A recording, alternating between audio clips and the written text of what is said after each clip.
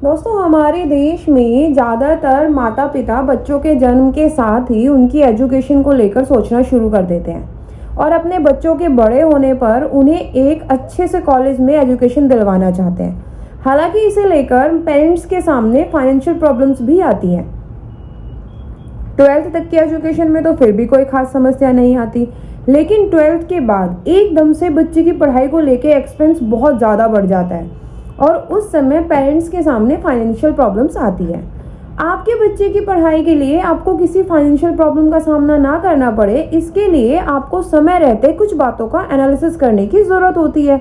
जैसे कि आपके बच्चे को हायर एजुकेशन के लिए कितने पैसों की ज़रूरत पड़ेगी, बच्चों की शिक्षा के लिए आपको जो अमाउंट जोड़ना है वो कैसे इकट्ठा करें, कितनी बचत करें, कितना इन्वेस्टमेंट करें, इन्वेस्टमेंट कहाँ करें, इन्वेस्टमेंट करने के लिए सही इंस्ट्रूमेंट कैसे चुनें, हर महीने कितने पैसे को इन्वेस्ट करें। ये सोचना कि एजुकेशन लोन मिलना बहुत आसान है, ये गलती भी आप ना करें। और अगर आप अपने बच्चे को फॉरेन में पढ़ाने का सपना रखते हैं तो फॉरेन एक्सचेंज रिस्क को अनदेखा ना करें। दोस्तों, ये सारी बातें अगर आपको भी परेशान करती हैं तो आज की वीडियो सिर्फ आपके लिए है। आज हम इन्हीं सारी बातों के बारे में बात करेंगे, तो चलिए शुरू करते हैं। नमस्कार दोस्तों, मैं विदिशा चौधरी व्यापार मंच में आपका स्वागत करती हूँ। अगर आप हमारे चैनल पर नए हैं तो सबसे पहले हमारे चैनल को सब्सक्राइब कर दीजिए और साथ ही प्रेस कर दीजिए इस बेल आइकन को भी। दोस्तों, जब आप अपने बच्चे की शिक्षा के लिए बचत करना शुरू करते हैं तो इस दौरान इन्फ्लेशन यानी कि मुद्रास्फीति का ध्यान रखना ज़रूरी होता है। भारत में पढ़ाई लिखाई का खर्च लगातार बढ़ता जा रहा है। हायर एजुकेशन की कॉस्ट और इससे जुड़े हुए बाकी कॉस्ट भी लगातार बढ़ रही है और ये पेरेंट्स के लिए एक काफ़ी चिंता का कारण बन रही है। जिस तरह से लगातार महंगाई बढ़ रही है, इस हिसाब से आने वाले 15-20 सालों के बाद एजुकेशन की कॉस्ट भी बहुत बढ़ जाएगी। अगर आप अपने बच्चे की एजुकेशन के लिए सेविंग करने जा रहे हैं तो इन्वेस्ट करने से पहले आपको बढ़ी हुई कॉस्ट को कैलकुलेट कर लेना चाहिए। आइए जानते हैं कि बच्चे की हायर एजुकेशन के लिए आपको कितने अमाउंट की ज़रूरत पड़ेगी। ये आप कैसे कैलकुलेट कर सकते हैं। दोस्तों, आज के टाइम में एक इंजीनियरिंग कोर्स जिसकी कॉस्ट लगभग 7-8 लाख रुपए हो सकती है, 16 साल बाद अगर हम 7% का भी इन्फ्लेशन लें तो 7% के इन्फ्लेशन के हिसाब से आपको इसके लिए 20 लाख रुपए से ज़्यादा की कॉस्ट आएगी। इसी तरह हायर एजुकेशन या पोस्ट ग्रेजुएशन कोर्स में आज के समय में अगर लगभग 20 लाख का खर्च आता है तो इन्फ्लेशन के हिसाब से देखा जाए तो आने वाले 15-20 सालों में ये कॉस्ट बढ़कर 60 लाख तक हो सकती है। इसे ध्यान में रखते हुए पेरेंट्स के पास एक क्लियर फाइनेंशियल टारगेट होना चाहिए और इसी आधार पर उन्हें अपनी इन्वेस्टमेंट स्टार्ट करनी चाहिए। इन्वेस्टमेंट शुरू करने से पहले आप इस फॉर्मूले को यूज़ कर सकते हैं और ये पता कर सकते हैं कि इन्फ्लेशन के हिसाब से आने वाले समय में किसी कोर्स में कितना खर्च आएगा। फॉर्मूला है बढ़ी हुई लागत यानी inflated cost is equal to वर्तमान लागत यानी present cost 1 + R divided by 100 divided by N। यहाँ पर IC यानी इन्फ्लेशन कॉस्ट जो भविष्य में किसी कोर्स में आने वाला खर्च है, प्रेजेंट कॉस्ट वर्तमान में किसी कोर्स में आने वाला खर्च है, R मतलब इन्फ्लेशन रेट, N मतलब जितने सालों में आप अपने टारगेट तक पहुँचना चाहते हैं। अब अगर हम इसे एक एग्जाम्पल से समझें तो माना किसी कोर्स की करंट की जो कॉस्ट है वो 5 लाख रुपए है और इन्फ्लेशन रेट अगर हम 7% का लेके चलें और टारगेट तक पहुंचने में लगने वाला समय 16 साल का है, तो इस फॉर्मूले के हिसाब से आज जिस कोर्स की कॉस्ट 5 लाख रुपए है, 16 साल के बाद आपको उस कोर्स के लिए 14,70,000 रुपए पे करने होंगे। यहाँ आप देख सकते हैं कि जिस कोर्स की कॉस्ट आज के समय में 5 लाख है, उसकी कॉस्ट आज से 16 साल बाद 14,70,000 रुपए हो जाती है। इसका मतलब इस बढ़ी हुई कॉस्ट को ध्यान में रखते हुए ही पेरेंट्स को इन्वेस्ट करना चाहिए। बढ़ी हुई कॉस्ट के कैलकुलेट करने का कारण यही है कि इससे आपको पता चलता है कि असल में आपको सेविंग करनी कितनी है। अगर आप इन्फ्लेशन को ध्यान में रखे बिना ही सेविंग करते हैं तो इससे आपको भविष्य में दिक्कत आ सकती है। ज़्यादातर लोग सबसे बड़ी गलती यही करते हैं कि वो इन्फ्लेशन पर ध्यान नहीं देते और इसी वजह से वो जो पैसा इन्वेस्ट करते हैं वो काफ़ी नहीं होता बच्चे की एजुकेशन के लिए। तो आप ये गलती बिल्कुल ना करें और इस फॉर्मूले को यूज़ करके ये ज़रूर जान लें कि आपके बच्चे को कितने पैसे की ज़रूरत होगी हायर एजुकेशन के लिए। अगर आप बच्चे की उच्च शिक्षा के लिए निवेश कर रहे हैं तो आपको कोर्स की फीस के अलावा बुक्स, आने जाने का खर्चा, कोचिंग, ये सब खर्च भी इसमें शामिल करने की ज़रूरत है। कुछ मामलों में तो कोचिंग का एक्सपेंस कोर्स की फीस से भी ज़्यादा होता है। आइए अब जानते हैं कि बच्चों की शिक्षा के लिए आप अमाउंट कैसे इकट्ठा करें, कैसे करें इन्वेस्टमेंट और सेविंग्स। दोस्तों, इस फॉर्मूले को इस्तेमाल करके आप ये तो जान सकते हैं कि आपको अपने बच्चे की हायर एजुकेशन के लिए कितने पैसों की ज़रूरत पड़ेगी लगभग। ऐसे में सबसे पहले सवाल ये आता है कि ये अमाउंट आप कैसे जुटाएं। इसका आसान सा जवाब है कि आपको नियमित तौर पर इन्वेस्टमेंट करनी होगी। जितना जल्दी हो सके उतना जल्दी इन्वेस्टमेंट स्टार्ट करें। अभी से ही हर महीने कुछ अमाउंट जमा करना शुरू कर दें, तो आप अपने बच्चे की हायर एजुकेशन की एज तक आते आते टारगेटेड अमाउंट जमा कर लेंगे। फॉर एग्जाम्पल, हर महीने 850 रुपये की बचत करके 12% का अगर हम अनुमानित एनुअल ग्रोथ रेट रखें तो आप 16 साल बाद 5 लाख रुपए पा सकते हैं। लेकिन आज जिस कोर्स की कॉस्ट 5 लाख रुपए है, इन्फ्लेशन को ध्यान में रखते हुए उसकी कॉस्ट 16 साल बाद 14,70,000 रुपये होगी। तो इसके लिए आपको हर महीने 850 नहीं 2500 रुपये इन्वेस्ट करने होंगे, ताकि 16 साल में आपको 14,70,000 रुपये का अमाउंट मिल सके।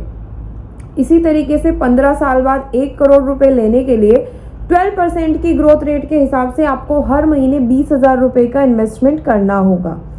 आप अपने इन्वेस्टमेंट की योजना बनाने और लंबी अवधि के लक्ष्यों तक आसानी से पहुंचने के लिए इन्फ्लेशन कैलकुलेटर और SIP कैलकुलेटर का इस्तेमाल कर सकते हैं। अब थर्ड आता है कि इन्वेस्ट करने के लिए सही इंस्ट्रूमेंट कैसे चुनें। हमारे लिए कौन सा इंस्ट्रूमेंट बेस्ट होगा, ये कैसे पता करें। दोस्तों, आप फंड जुटा पाएंगे या नहीं, ये इस बात पर डिपेंड करता है कि आपने अपने इन्वेस्टमेंट के लिए किन ऑप्शंस को चुना है। आपके इन्वेस्टमेंट ऑप्शंस ग्रोथ है बेस्ड हैं या डिफेंसिव हैं। ये दोनों ही इन्वेस्टमेंट करने के मुख्य तरीके हैं।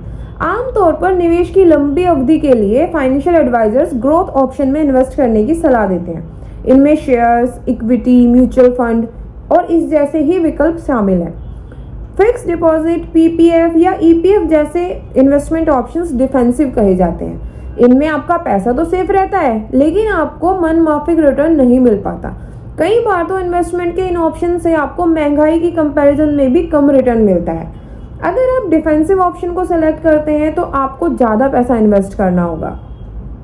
दोस्तों, इन्वेस्टमेंट का ऑप्शन बच्चे की एज के हिसाब से तय किया जाना चाहिए। अगर बच्चा इस समय स्कूल जाने की तैयारियों में जुटा है तो आप इन्वेस्टमेंट के लिए एग्रेसिव प्लान बना सकते हैं और आप ग्रोथ बेस्ड इन्वेस्टमेंट ऑप्शंस को सिलेक्ट कर सकते हैं। लेकिन अगर आपका बच्चा 10th में है इस टाइम पे, तब तो आपके पास ज़्यादा समय नहीं है, तो उस टाइम पे आपको रिस्क बेस्ड ऑप्शन नहीं चुनना है।